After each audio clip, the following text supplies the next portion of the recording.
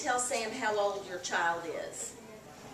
I'm Annette Wright, my husband Aaron Wright, and we have an 8.5-month-old. I'm Desiree Balcom. Nola is my daughter, and she's 3.5.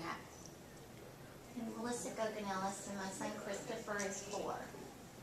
Stephanie Conley, my daughter Aurice will be 2 in June. I'm Kiera Williams. This is my mother-in-law, and this is Cortland. She's 2.5. My daughter's about her age right now. That's good. Well, tell them a little bit about your background and where you went to school and kind of, you know, what you're doing now and how it all happened. Okay, how much time do I have? You have at least until 8:30, 9 o'clock. Oh, God. But you don't, I mean, you don't have to fill all that time up. We can just ask questions and everything. I'm sure they'll have a lot of questions. Absolutely, absolutely. Well, I'm going to take a very informal approach, but I've been limited to how far I can walk away from the table. I can follow Based on the video you. camera here. So anyway, I'll just treat this like I would treat any of my classes, but I am an assistant professor at the University of Arkansas at Little Rock. We have an audiology program there and a speech pathology program. And so I teach courses like anatomy and physiology, auditory processing disorders, electrophysiology, instrumentation, and I do a lot of research. I have a lab and I do some research. So anyway, I did get my PhD from Memphis, which is how I know the executive director here, and Elizabeth D'Amico, who you probably all know, was my cochlear implant audiologist.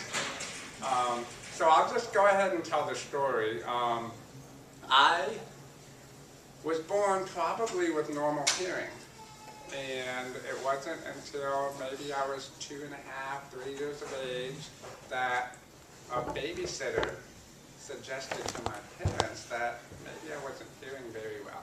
My parents were like, he's just stubborn, doesn't listen real well. You know, we just can't get him to do anything. And so I see pictures of me growing up, and I'm like asleep at the dinner table with food in my mouth. You know, so I'm like, okay, stubborn kid, I can see it, I can see it. But no, they took the suggestion and went to a physician. Physician checked my ears out, couldn't see anything, no earwax blocking anything. Says, well, that's about all I can do right now, so let's have you go see an audiologist. And so for my parents, that was the first time they'd ever heard of an audiologist.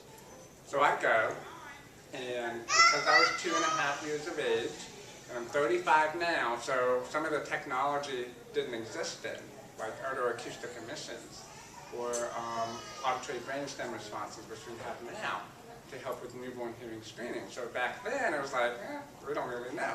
So the audiologist put me in a booth on my parents' lap, and sure, I would respond to some things, but it was at a level where they were like, we don't know if Sam has a hearing loss or not. So just bring him back in, you know the whole spiel, right? So probably 3 months later, 6 months later, and literally within 2 years, my hearing progressed from a mild to moderate level to moderate severe. Very quickly. That sometime around when I was 4, I got my first set of hearing aids. And so it's interesting to me right now that kids are all about having colorful hearing aids and glitter ear molds and stuff like that. Well, back then, it wasn't like that. You didn't have those options. You could have a red ear mold or a blue ear mold if you wanted. But the hearing aids was this color. I have black hair. And they were huge. They looked like bananas. So there was a very short period of time in the 70s, come on in, a short period of time in the 70s that I think the whole Darth Vader helmet hair was actually in style. Couldn't see the hearing aids, right?